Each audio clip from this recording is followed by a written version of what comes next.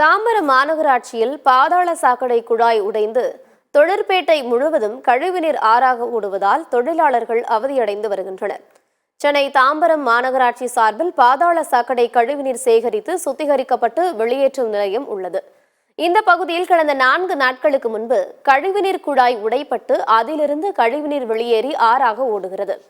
இதனால் சுமார் 20 தொழிற்கூடங்கள் முழுவதும் கழிவுநீர் சூழ்ந்து தொழிற்கூடத்தில் வேலை செய்யும் தொழிலாளர்களுக்கு பல்வேறு தொற்று நோய்கள் ஏற்பட்டுள்ளது. இதுகுறித்து தொழிற்கூடங்களை நடத்தி வரும் உரிமையாளர்கள் பலமுறை மாநகராட்சி அதிகாரிகள் மற்றும் ஆணையாளர் ஆகியோரிடம் முறையிட்டும் எந்தவித நடவடிக்கையும் எடுக்காமல் காலதாமதம் ஏற்படுத்தி வருகின்றனர். எனவே இதனை உடனடியாக போர்க்கால அடிப்படையில் பாதாள சாக்கடை குழாய்களை சரி செய்ய வேண்டும் என்று அந்த பகுதி தொழில் முனைவோர் உரிமையாளர்கள் கோரிக்கை விடுத்துள்ளனர்.